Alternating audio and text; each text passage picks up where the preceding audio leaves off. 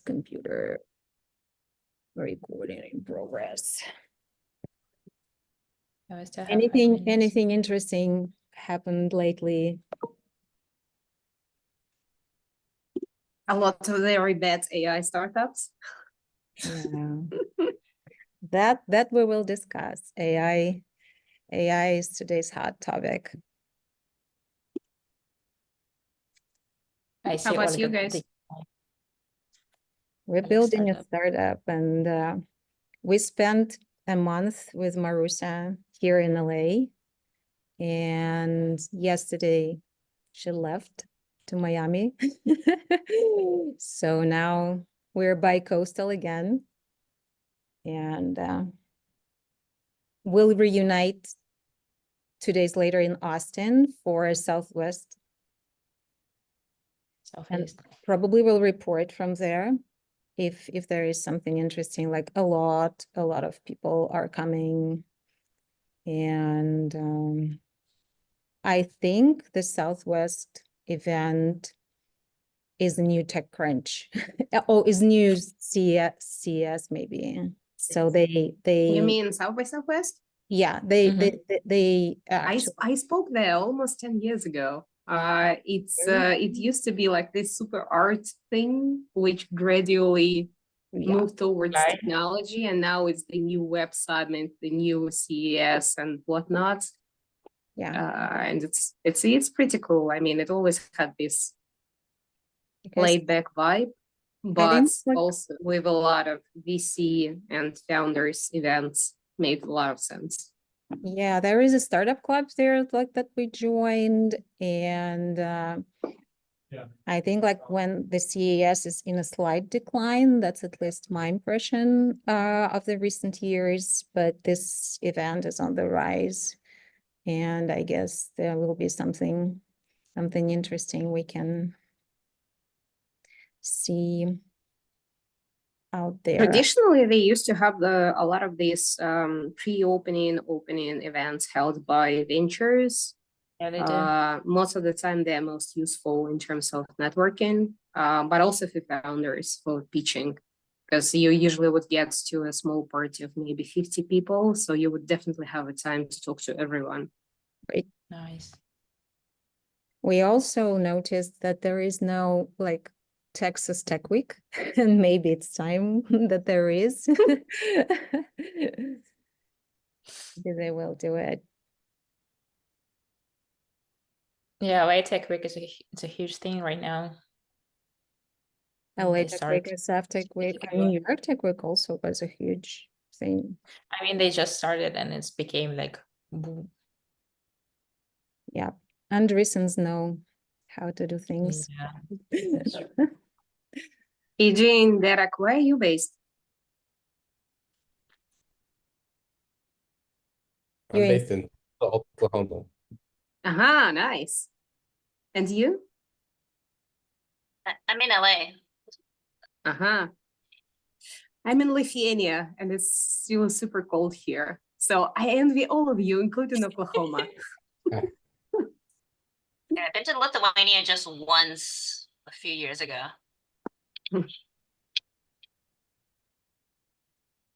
It's almost 0, and it's been snowing yesterday. So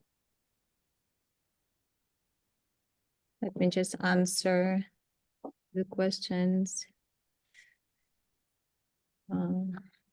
Yes, this is startups. Yeah, I'll do it.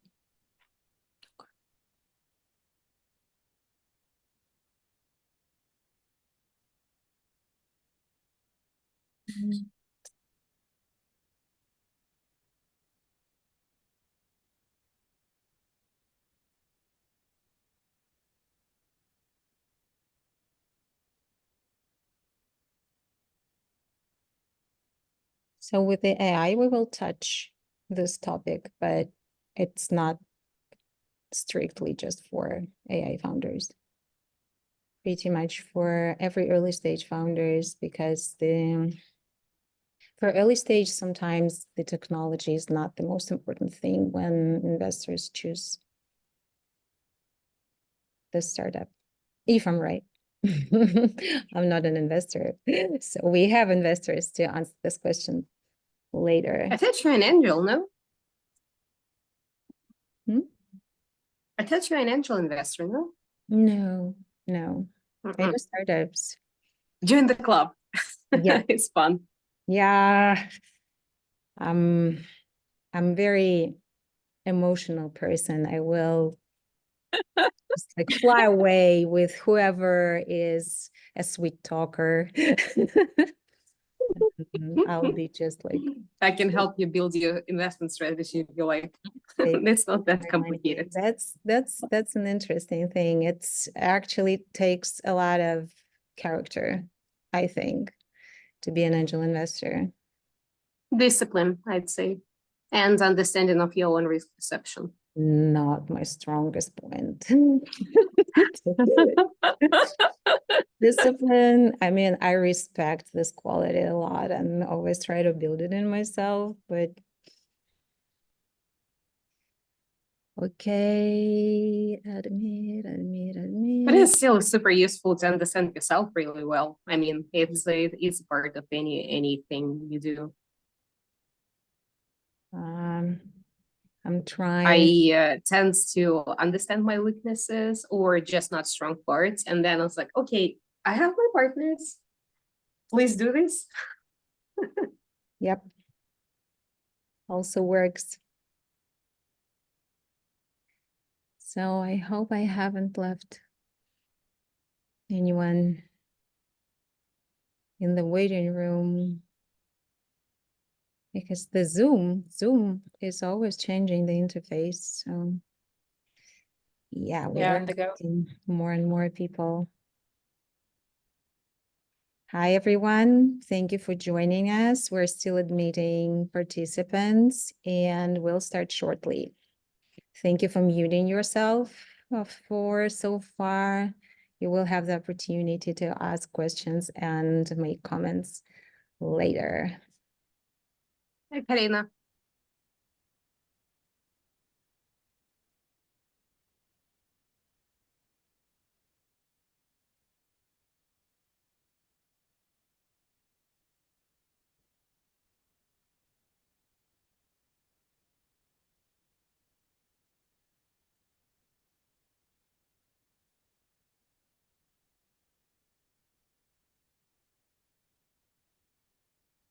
We'll wait for a couple of more minutes.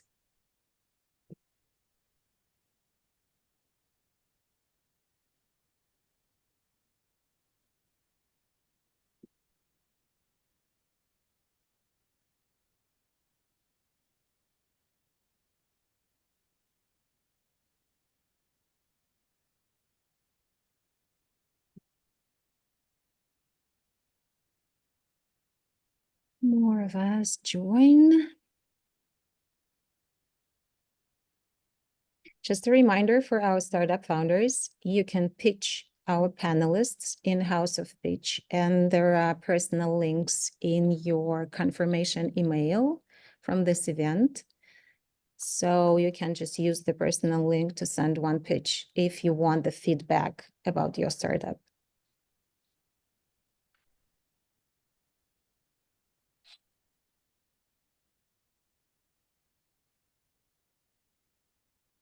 So you can do that while we're talking, because this will be in the end of the conversation.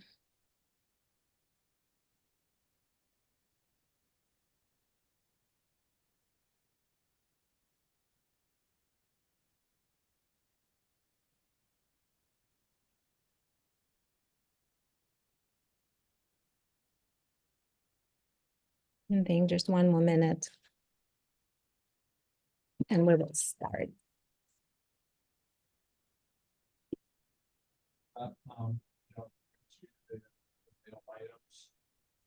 We're sharing a co-working space, so there might be some conversations coming from different directions, but I hope it won't mess up too much with what we do here.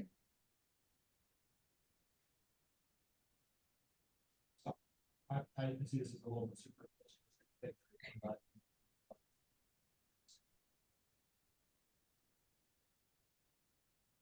All right, I think we can start. And greetings. Thank you for joining us. My name is Katya Romanovskaya. I am a co-founder of House of Pitch. It's a platform for cold pitching where you can pitch investors with your startup and then pitch other founders with your services or even pitch media with your news. Here with me is Marusia, our CEO, and we have three amazing guests from venture capital side to talk about the state of the venture industry and help us understand and navigate the current economical situation. There is a slight incline in AI of today's meeting, but we can cover other topics as well. So here with us is Yuying Chen-Wynn from Pick6, and she's the head of AI. So I think she'll manage all AI related questions today. And Olga Duka, she's the general partner of Improve Ventures, and Darrel Frater from Serac Ventures. Thank you for being here with us. And let's start. I just gave you several seconds to introduce yourself too, and then we'll ask questions and we see where it gets us.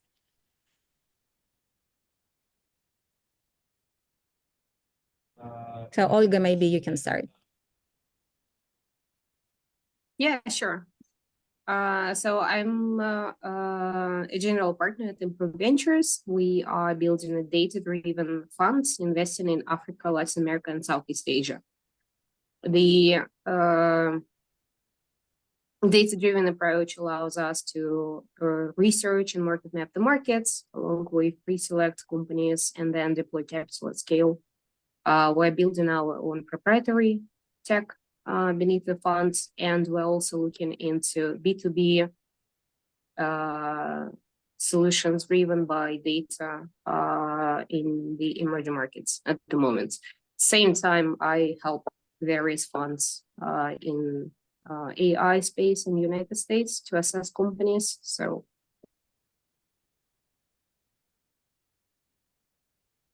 Awesome, thank you. We're giving the floor to Yuying Chen-Wynn. Hi, everybody. So I am the head of AI for Peak6. So it's a I have a multiple role in terms of both leading up everything building for AI internally across, we have a portfolio of companies. So Peak6 is actually not one individual company, it's a few of them across financial services, fintech, ed tech, and an esports team. So I have that piece in terms of the building. I have the guidance around any tools around AI that we acquire, and I'm also the AI SME for our strategic capital investments, which is in general, it writes a check like a VC, but we don't act like a VC. It's more private money, which is apps different. We're much faster, but we also have no stage preference. It's really about the people and the company. And if you look at our history, we've gone into every industry there is, come out of every industry there is. We do have a heavy AI focus right now, but that also happens to be my focus. Sometimes we invest in funds, sometimes we invest directly, sometimes we buy companies, so we are quite interesting, but I also do recommend you look at funding sources as not as traditional as many of the other VCs. Thank you. And Darrel, this is your time. Awesome. Well, hello, everyone. My name is Darrel Frater. I'm a senior associate at Serac Ventures. We're a seed stage venture capital firm out of Oklahoma.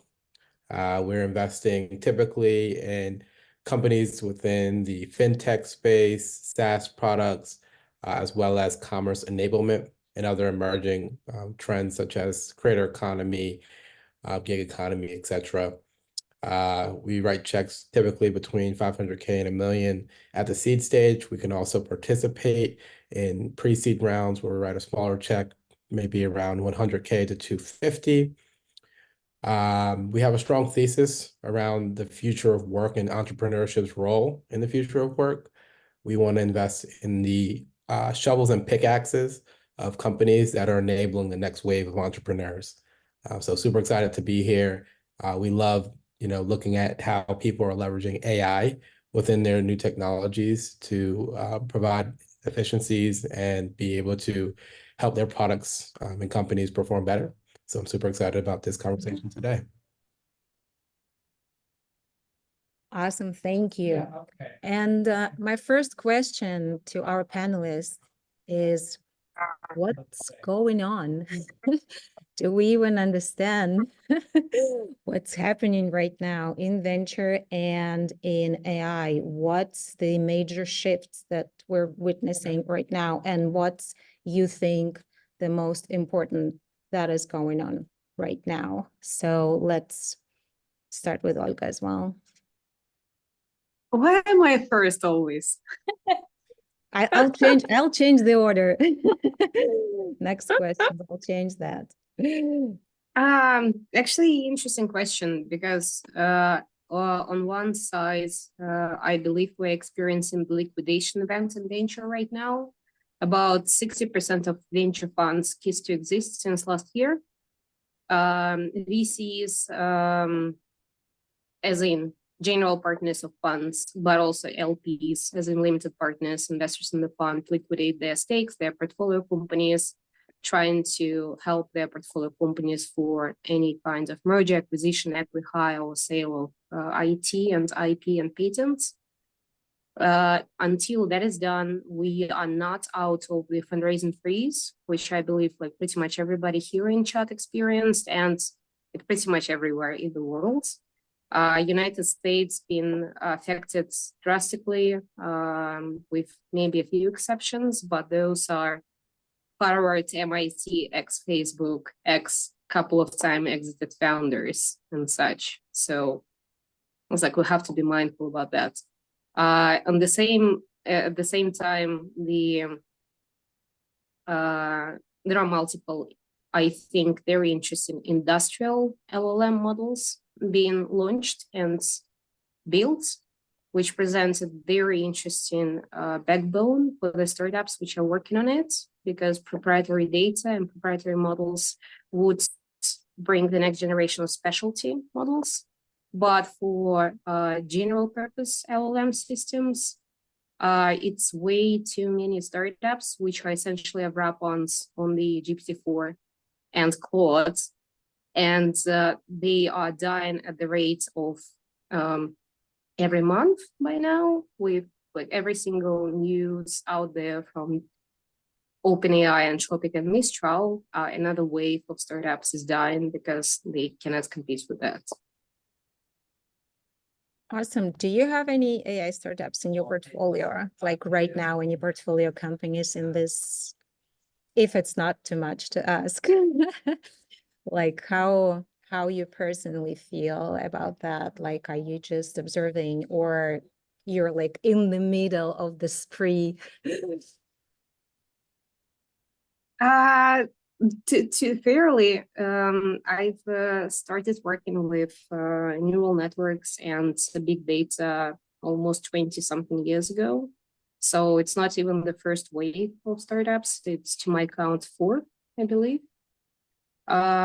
We mainly look into industrial grade proprietary LLM systems in emerging markets, which is kind of a different ask. If I were to look into United States, I would probably look into all the same industrial models, specialized models, or anything, for example, LLM systems trained on proprietary legal data or accumulation of different artworks with the license to use rights.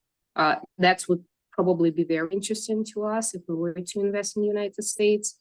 But even since we don't invest in the United States, we're looking, like frequently getting pitched by US startups. And it's way too many startups which are building yet another assistant, yet another bot, yet another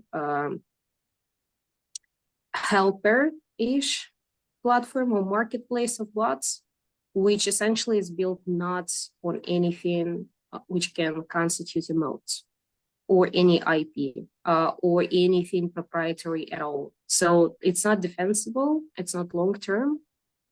The maybe 6, 7-ish years ago, in the previous wave of AI startups, we've seen a lot of companies which were building something and called it AI driven. Right now, realistically, everything is AI driven, so there is a difference. But which of these companies can actually protect what they do and not be dead after the next announcement of Mistral or Anthropic? 9 out of 10, I think, will be dead. I'm sorry, I'm quite pessimistic on the whole landscape because it's too much hype, and but you have to really be aware what is it you're building and what is your defensibility. We promised an honest talk, so here we are, honestly talking. Thank you. And Yuying, your take on what's going on and what it means for all of us. Yeah. So, because we're not traditional VC, I don't see the similar type of phrases. Our cycles are very, very different. We're largely funded by our public market activities. So we tend to have a correlation in terms of how frothy the public market is performing versus how tight. So it is coming back. It's not frothy, but then since we play in all stages, we look at certain potentials for IPO, et cetera. But a big piece of it right now we're looking at is founder sensitivity to timing. Because of the speed that we're talking about, because the change that we're talking about, any founder that we talk to that doesn't have a sense of timing and how urgent it is for them to hit the market at a specific time for a specific application, we can't go any further because the founder has to be able to pivot. Everything changes. The second one is across the board. When I started, the investment side didn't have as much understanding of AI and impact and technology and separation between the different layers. That knowledge base is quickly escalating up, and a lot of them are using ChatGPT to help understand. Their knowledge and understanding is getting far better. We used to have a preference for everything towards the foundational side, the infrastructure side. Now, most people can do kind of the calculations in their head in terms of chips and LLMs and cycles and what is going to scale, what is not, what is going to drive down to the bottom, what is not. It is becoming increasingly difficult for us to articulate a very specific thing we will invest in. We look at everything in depth because at a high level, you can't say anything that will actually hold true for a long period of time for investment. So I know that's not helpful, but we try to get to demo. I try to get to demo as fast as I can and get to the data room, and especially your IP documents, as fast as we can. Everything else is kind of second. I see people laughing. I'm like, can I chip in? I understand. So like, I totally agree, by the way. We have a certain strategy in emerging markets, but it's driven by macro. So anything on B2C side, for example, is just too premature, or anything like super consumer driven, super community driven, is just make no sense from macro standpoint, not from AI standpoint. But generally, yes, there are so many developments, including in new models, which are not transformers, which are coming on SSI side and SSD side. And so, yeah, it's like next month, we probably could discover something novel, which would drive half of companies who are looking into obsolete. So Eugene is correct. Awesome. And before we hear Darrel's thoughts, I encourage you all to follow our panelists on LinkedIn. They have amazing pages and stories, so please do. And Darrel, what you see from your window and what we have to know and to understand about the current state of venture and AI. Yeah, so we operate as a traditional VC. We're raising our first fund. So I have, insight on the current fundraising landscape for funds and general partners. And across the board, it's a difficult fundraising ecosystem for most funds that are currently raising. Limited partners have slowed down their pace and are slowing down their rate of onboarding new relationships. So we're seeing a lot of funds, especially pre-seed and seed funds, that are struggling to raise their next round of funding or their next funds. Where that has a trickle down effect to founders, especially at the early stage as well, where the VCs that they're trying to pitch either don't have access to capital or dry powder that they can deploy, and is making the founders have a harder time to raising their own funds, their own capital. The only area that we're seeing, massive activity, and there's, ups and downs in this space as well, but in AI, you'll see, deals that are happening faster. You'll see more, hype around the deals, or you'll see investors kind of flocking together to deploy into these companies. But a lot of other industries are falling out of favor, and founders across the board are having a harder time fundraising. We do feel like this month have been better than the past 6 or 12 months. Fortunately for us at Serac Ventures, we just closed a large investor, which the investor actually put out the press release today. So if you did see that on our social media posts, we're actively fundraising, and have just launched or landed our large investor, which is exciting. So we're optimistic that the market is becoming better than it was over the past year. And we encourage founders, especially those building in the AI spaces. We're seeing a lot of founders use AI as a way to cut down their costs and operate more effectively, so they can do a lot more with less. And that's an area that is super exciting for us, not only investing directly in AI companies, but investing in non-AI companies, but the ones that know how to use AI to have a more effective operations.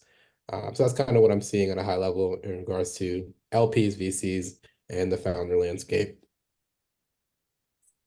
Awesome. We already touched like what it means for early stage startup founders, if there is any hope, especially when we see how countries compete in this regard.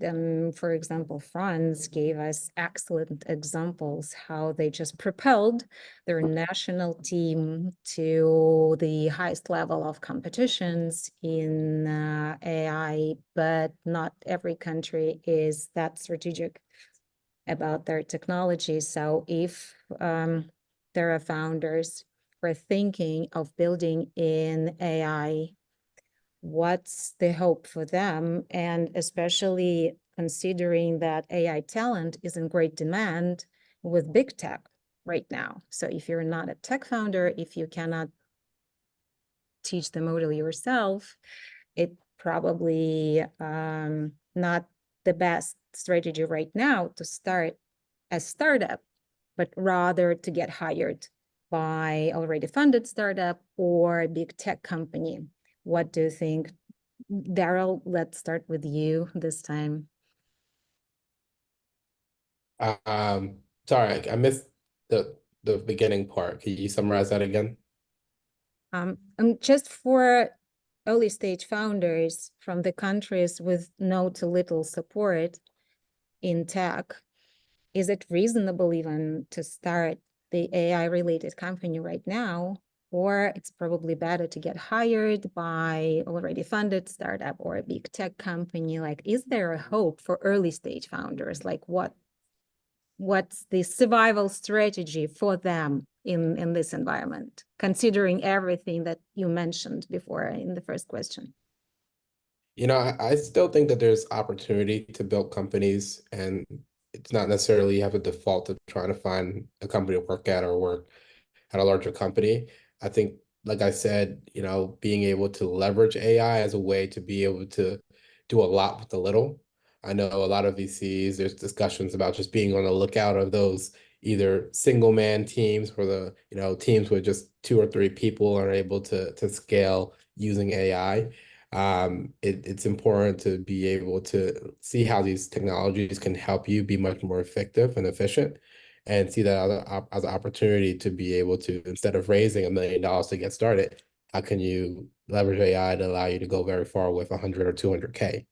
And we're starting to see founders, learn that skill set, which has been super valuable, so they can be able to, get a lot done with a little bit. I would add that, at the end of the day, it really is down to the fundamentals of company building. Do you truly understand what problem you're trying to solve and the market for that problem being solved? And how do you build a product that actually adequately solves the problem for your customers and be able to have a go-to-market strategy that allows you to execute? You know, just like blockchain and AI and all these other technologies, the technology alone is not what's going to make you a successful company. It's your ability to solve a customer's problem and be able to build a business model around it. So I think as long as there's problems that exist in this world, it's always a great time to start a company if you really understand the steps it takes to build and serve your customers through technology. Awesome. Yuying, a trick question for you. Like, if you see the company that pitches you with AI startup and there are no previous exits in the team, would you consider, and if you would, what's the deal maker for you in this regard? So there is a dark horse. We don't know who these people are, but maybe idea is promising, or something else that can drive you into considering this startup if it's not ex-Google, ex-Meta, ex-Snapchat, or X something. Yeah, so having previous exit is one way to differentiate yourself. All we're looking for from the investor side is what's your likelihood of success, right? Having done it before doesn't mean you're going to do it again. You might have just hit it lucky. So you have to stand out with something. A couple of things I look for. Number one, do you have a skill set that is really difficult to get? Do you have access to something that others don't have, whether it's data, whether it's relationships, et cetera, right? So you will definitely see people betting on founders that have ready access to buyers for their product before they even built it. I see quite a lot of those in financial services and fintech all the time, right? They're coming out from essentially the buyer side to build something, or they they don't have startup exit success, but you need to have something that makes me believe that you're going to succeed with this idea. Right now, a great idea is good, but I'm not banking on the great idea right now because the world is changing week by week. It may not be a great idea tomorrow, or ChatGPT might turn it on tomorrow. Right. So the short is yes, but you have to bring something shiny. That's actually level. interesting. That's interesting, but how you validate, for example, skills that are hard to get? Like, do you have your own system, or it's again just intuitive, or some proof? Like, okay, I can say, I have a great I relationship. mean, I'm from the product and technology side, so I will kind of bash the technical person to see if there's anything behind what they're saying. And at some point, then it's the data room. It's the actual product. Like, I couldn't work it out backwards. So not all VCs have that advantage. That's what I do. That's essentially my job is to get to, like, is it real? Mostly they bring me and go, tell me if it's real. Are the aspirations real? Are they going to achieve it? Are they just really good at talking? But per the question kind of asked, you asked Darrel earlier, the thing I do want to say, if you're from not the US and looking to do a startup in AI, look into the incubators at the major hyperscaler. So your AWS, your Google, these guys they're trying to compete at a hyperscaler level to become the AI cloud of choice. AWS is behind right now, right? So Azure is up ahead. You may not get as much response there, but the ones that are behind, so pretty much everybody else, they're going to want to try to see if they can become the leading provider in a particular region. So depending on who is leading that region, they can be a lot more motivated. I worked with an ed tech out of Africa a while back, and they were working with, I believe they were getting better traction with AWS because AWS was not the default cloud yet. And they were kind of going up against the major hyperscalers. So that's one of the approaches that you can take to get kind of specialized resources and funding. And sometimes you get credits to run on the clouds. I know a lot of startups that kind of get bootstrapped that way. So you can get your stuff running to get to a prototype if you get free credits. Thank you.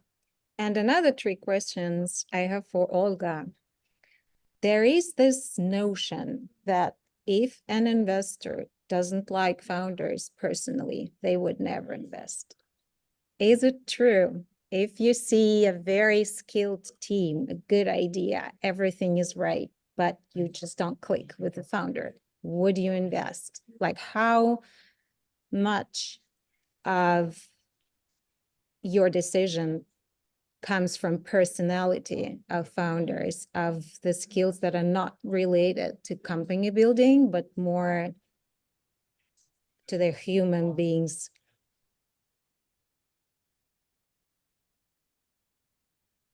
I would say that, first of all, a lot of investors don't invest in founders because they don't find them,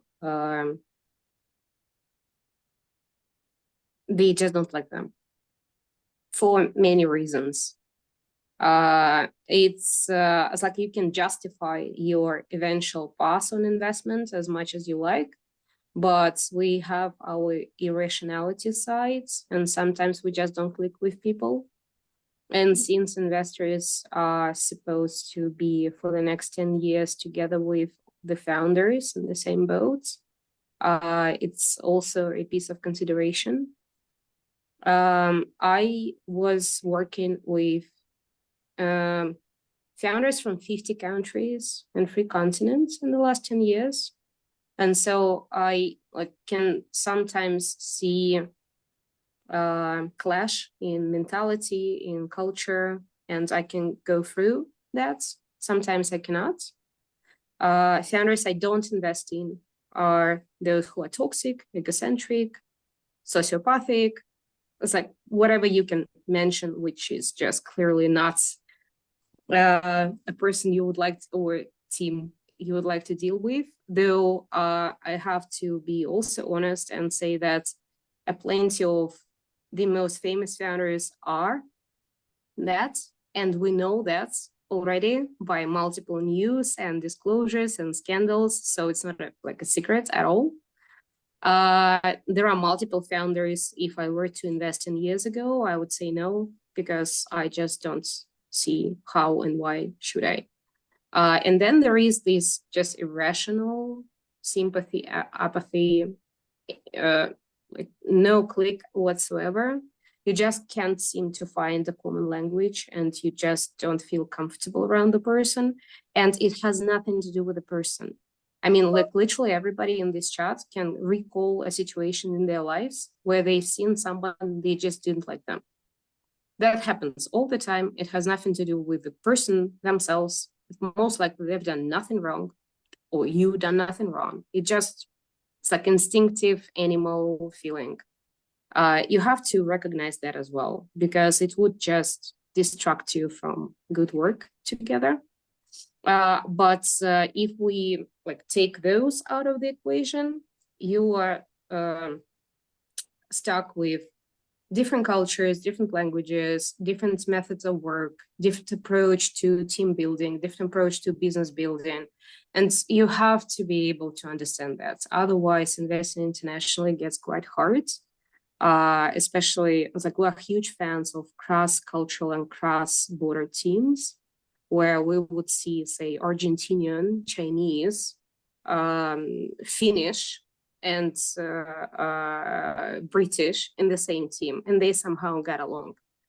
And we love that, and we see that many much better quality ideas come out of these cross-cultural and cross-discipline teams. We love that. So it's like between the irrational, I just don't like you, and clear toxic, which is up to a choice, perhaps, because some investors still do invest in founders who do that. This one is a matter of perspective and experience, I'd say, because sometimes you would feel, oh, this person just argues a lot. No, they're coming from the culture which is very argumentative. It's like you have to acknowledge that and see that they don't mean to attack you or to debate every word you say. They just think like that. And so once you go through that bridge, you are onto something new in your discovery. Thank you. And I can add to that as well if you like. of course, Think that that question also depends on how hands-on or hands-off that investor is. Some investors, they write a check and they only interact with your monthly updates or quarterly updates. Other investors, they write a check and they're in your Slack, they're calling you often, and you guys are, super active in the company building process alongside the founders. So I think that, criteria will determine if an investor uses that as a reason why they would determine if a founder, is better for them to work with or not. Because if they're going to be working more closely, they want to be able to have that kind of, relationship where it's positive, where they believe that they can collaborate in a partnership essentially. But if they're more hands off, as long as they believe like it's a great investment, they don't weigh that as much.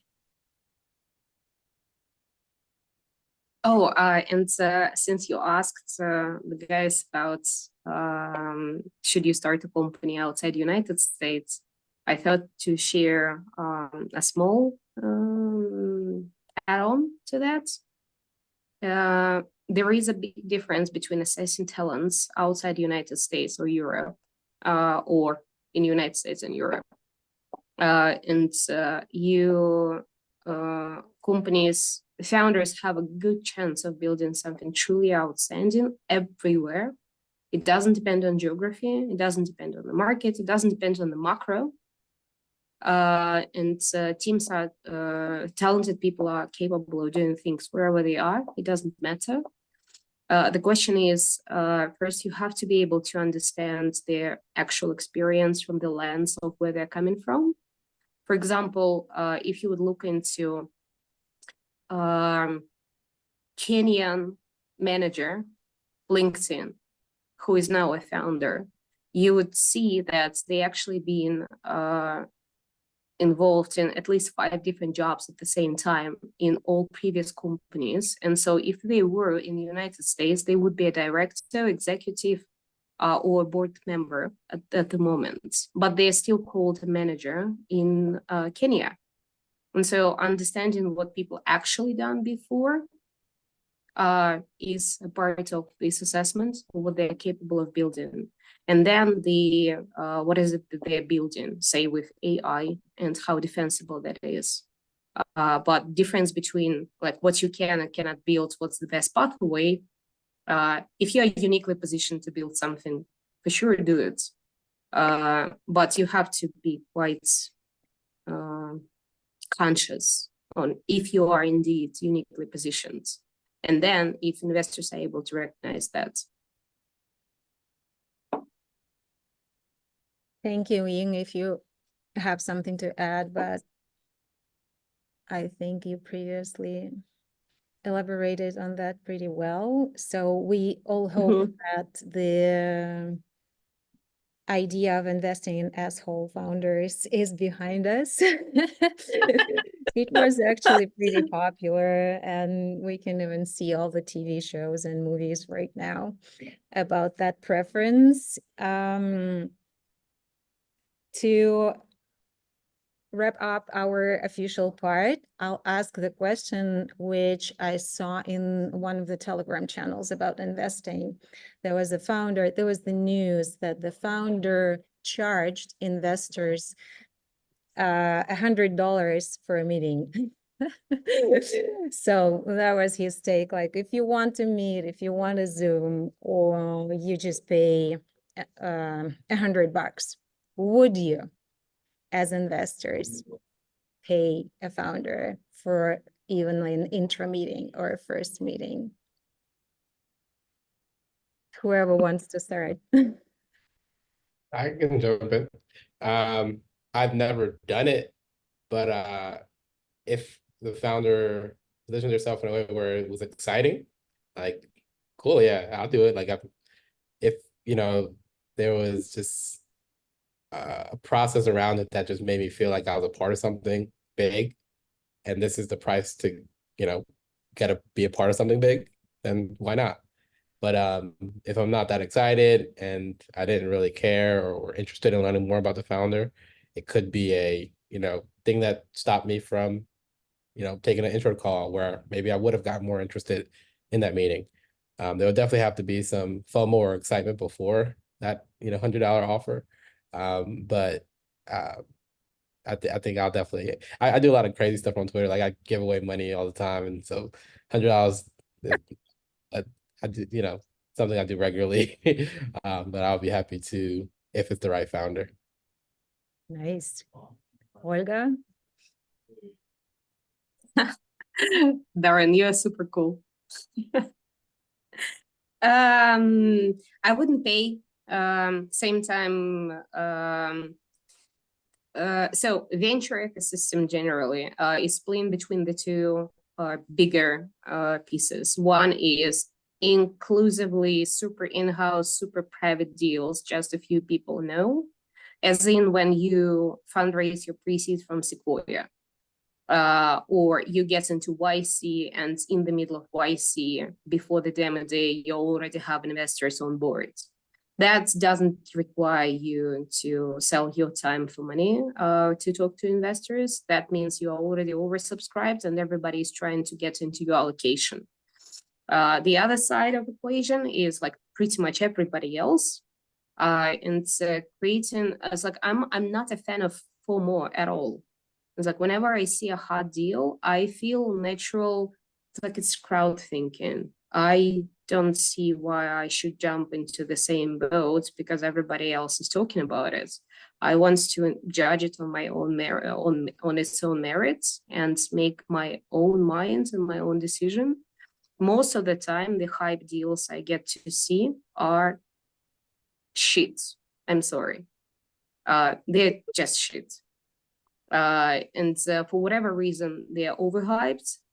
Founders were able to create a FOMO effect, investors overhyped it, but in the end of the day, they don't end up with like actual unicorn, huge exits, like 6, 7, 10 years later. And I've seen enough of hype deals in my lifetime to know this. And so in both scenarios, I would be happy to see a pitch. I don't care about warm introductions. I've reached out to founders. I take cold calls all the time. I have multiple mentor hours across our ecosystems we invest in. I teach in United States and UK universities. I help in workshops on accelerators. I help venture funds. I'm like super open with sharing whatever I know. It's like you can send me your deck and your link to my LinkedIn. I will take a look. I will always tell you that, okay, we don't invest in this, but maybe this industry would be relevant, or I'm not sure this is venture backable at all, and so on. You don't even need to get a call with me. You don't need a meeting with me. I can take a look at your deck or your summary. I can look at your 400 words introduction and tell you if it's venture or not. I've worked with 100 of startups and researched more than 100,000 of them. So I don't need much to go on. And I definitely don't need to pay to get a pitch. It just sounds strange to me. But I do appreciate Darren's position because it's just a different angle. I never considered that. I mainly think about it in terms of, like, is it worth it at all? I mean, what the hype is about. If you want to send me a pitch, just send it. Don't make me jump from the hula hoops. So we have one yes and one no, like relative yes and relative no. Yuying, what's your take? Would you pay? Or would it turn you off immediately because of this like proposition even sounds ridiculous to you? Yeah, that was, for me, I was just an immediate no. Which probably would, and that might just be a That's what I personal. thought. Okay, and as we touched cold pitching and from the heart of House of Pitch, the platform that helps people pitch each other when they haven't met yet, can you recall a very efficient cold pitch that immediately led to investment or other business opportunity? Just an example. I can say something. I made an investment last year. A founder shot me a Twitter DM and it was super concise, and they had a product demo that I absolutely fell in love with. Took 2 calls with the founder, and after that, just really fell in love with his vision and what he was building, and made an investment. It was a simple cold pitch on Twitter. What was it? So I put out a tweet that said, "What would you do with the 500K investment?" And like had hundreds of founders message me, and this one just stood out with a very concise message and a short video with the product demo. Can And you say what the product was about? Like, if it's not a secret. yeah, it's a company called Preneur. It's a AI-powered sales tool for solo entrepreneurs, and the founder just was really impressive. Had technical, founder. He was able to build the product himself, and he had head of product at a startup that exited prior, and just really loved his vision of what he was building. But just his conciseness is what got my attention.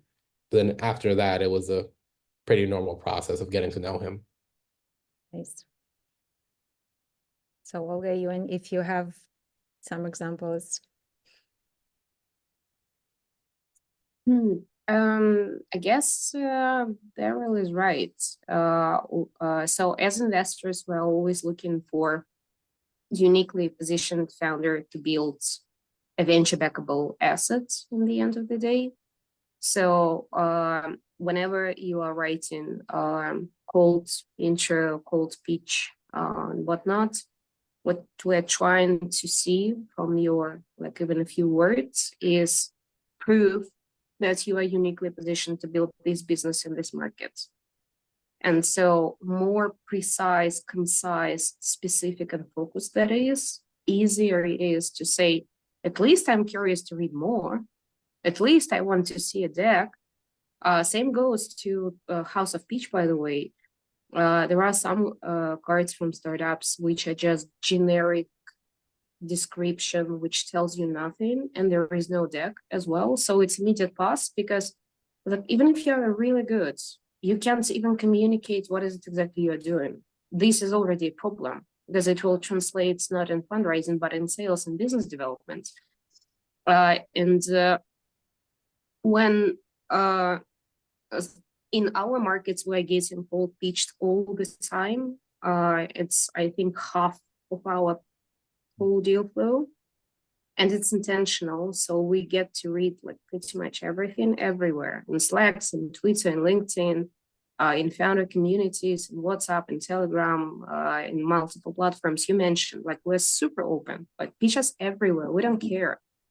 But you get to see this difference between someone who spent years working on a problem, so that they can distill it into something so specific. You can hear from the first line that whatever they are building, they really understand what they're doing.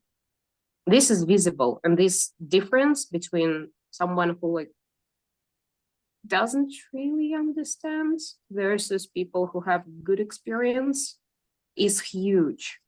It's like really, really huge.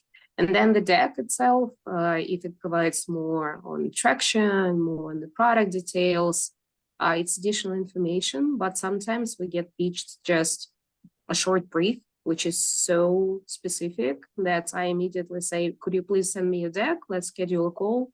Because I can already see that there is something behind this which makes a lot of sense. Thank you.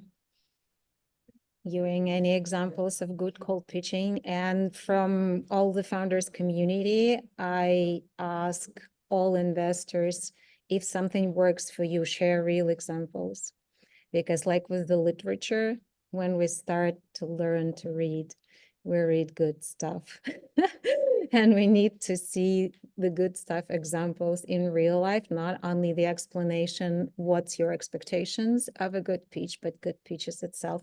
It's really helpful. And we see it in House of Pitch when we share the cards that work, that really well-written cards, and then other founders, they just pick up the idea of how to write a good cold pitch. So just read So I see reduce from my, everything that is a secret or under NDA and share all those examples because we need those. so I can tell you that for, I think the one that was more cold was just New York Tech Week, and I would watch the pitch fests. It's a very efficient use of my time, and I pick based on what is exactly presented to see potential and fit and all of those. And it turned out this one that I had picked, they were already invested in by another fund that we had co-invested in startups with. So from our perspective, if you have investors that we have co-invested with before, that definitely puts you up. I mean, we've invested in a lot of companies, but in terms of the deals that comes through that happens the fastest, they actually tend to come through other funds or other private investors that are also going to invest. Those are the ones that move the fastest. From the pitch themselves, I'm always looking for direct access to the product. Any demo video that's AI generated, I turn it off. if your image of your product is AI generated, and yes, I can tell all of them, and I'm sure you could too. That's immediately no. If it's not fancy yet, leave it exactly the way it is. Don't cover it up. Awesome. Thank you so much. I don't see a lot of questions in our chat, so we can jump directly into the pitches. I think Marissa helped me, like Darrel has the pitch, right? Where the founder asked for feedback.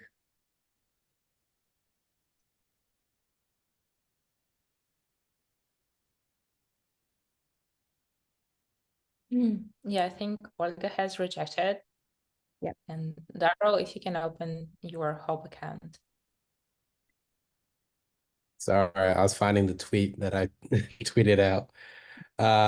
So you want me to log into my House of Pitch account? Yeah, and see the pitch card you have there and comment like if it's a yes or no and why.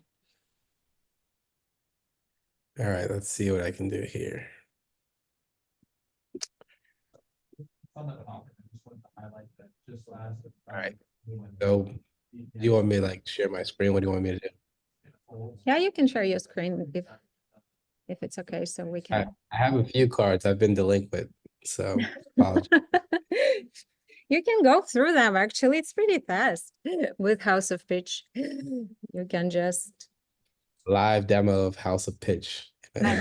yeah. Real life feedback of an investor going through the platform. All right, this one is an AI as a service platform with generation and royalty payments to content creators. So what I would do, I read that statement. I have a specific focus with my fund. So we're investing in fintech, SaaS, commerce enablement. So the first thing I'll do, I'll assess, is this in my space? So the fact that it's, helps content creators with payments, that's aligned in my, creator economy space, as well as, thinking about the future of work and how entrepreneurship is going to be played with it. So with this information, I would actually like look through the deck and look through the website. So this one, and honestly, I actually opened this one before and I actually didn't want to hit connect or nope yet. So it's been like this for a couple of weeks because I haven't had time to actually like go through it, but I didn't want to prematurely give an answer. But I would just really assess this, think, is it in my thesis? Does it fit, what I'm looking for in an investment?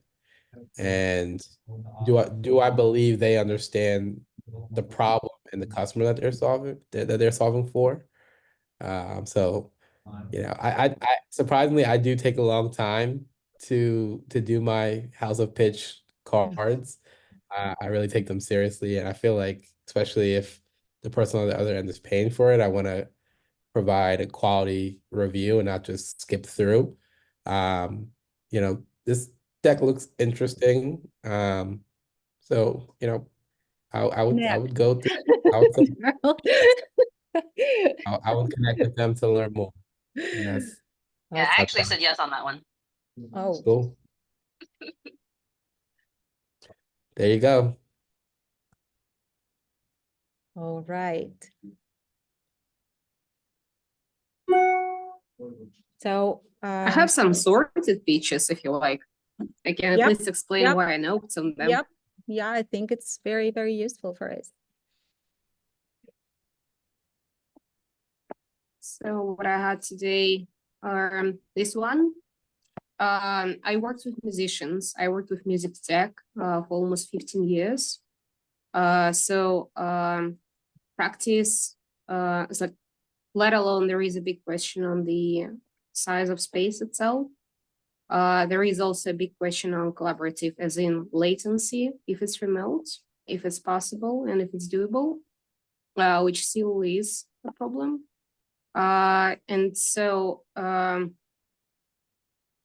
The practice app itself doesn't make it a startup. The space itself is too small for venture backable startup. And additional info, I was like, I don't want to click on multiple links today too much, but additional info didn't help me much. It didn't disprove the points. Fame-driven sectors to interact and invest with fun, with fans in gamified way. I believe in a glorified gamifying platform for fans. There are way too many of those already. Yet we still have Discord, which is using this. There are a couple of, say, sports apps on Solana. There are a few DAO funds, generally on Ethereum and blockchain, on Bitcoin. And there are a couple of fan marketplaces as well. It's extremely complicated space in between social and interaction and consumer and community. And so there is nothing in here. There is no deck. There is no description of the team. There is nothing I could possibly think that would create an edge. So in generic form, what I mentioned before, like this is like very generic. It's like at best I can tell that it's extremely complicated market to get into, and I don't see anything specific enough in the description to think that I'm even interested to look into a pitch. So Olga, I believe you should have an incoming pitch for this event. Can you? Not yet. Not yet. So yeah, probably we lost some pitch somewhere. Oh, this The next this one, one the actually is a frequent example of something very, very generic, no specific, no specialty, no understanding of what is it about. So it's like whenever you are trying to pitch, you probably should look into something like this. This is an amazing example of a short pitch. I have a deck, I can look into the numbers, but I also see that a platform is the team is clearly understand what they're doing. I can already see metrics. I can understand some signals to like where they are at, what they have achieved so far. And it's very, very short. That's I can like, yeah, I am curious. I would like to know more. I would like to see a pitch. If it's like really good, if the pitch is good, I will definitely take a call. Yeah, it's like, please don't be generic. Awesome. Thank you very much. We're wrapping up. Thank you for joining. Amazing discussion. I enjoyed it a lot. If you haven't yet connected with our panelists on LinkedIn, please do. And you can always pop a question to us, Marisa and I from House of Pitch. We will do these events regularly every maybe 2 or 3 weeks. And We hope that, Yeah, actually, have next event 12th of March. yeah, next event is really soon. So follow us as well for our updates. Thank you so much. Have a wonderful day. And I have one last question that I posted in okay. the chat. Okay. I hope it's still okay. Yes, yes. I can quickly read it. Please Yeah. do. Yeah. Okay. You can ask the question. Yeah. Yeah, so I know the rule is to keep it short for pitch decks, both to save prospective investors' times as well as to prove you can convey a point efficiently. However, I went through pitch decks of startups that became huge unicorns. Some of those pitch decks are well over 30 slides, including LinkedIn. So the question is, if I maintain conciseness, but just feel I'd need to add a few more slides than the norm, is that an immediate no? Or are there any cases where you did not skip a deck of 20 to 30 slides? And put it in the appendix. I'm always looking for detailed information, and if I got that far, I'm gonna look. If you have it, it'll be added points. Okay. Yeah, that's a nice little hack.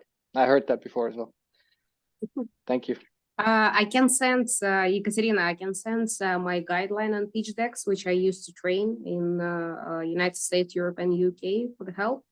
But also I have to tell you that these famous startups which raised before, if you start to analyze those decks, you would quickly see that it's in essence like just several very macro, very strategic theses split into multiple slides for design purpose. So it's like a few words in each slide. You can condense it into maybe five slide deck.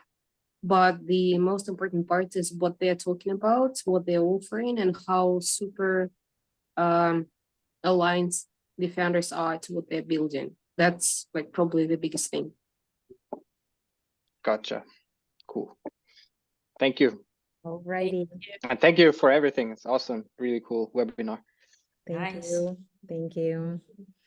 Have a nice day and talk soon. Thank you. Thank you, everyone. Bye. Yeah, bye-bye.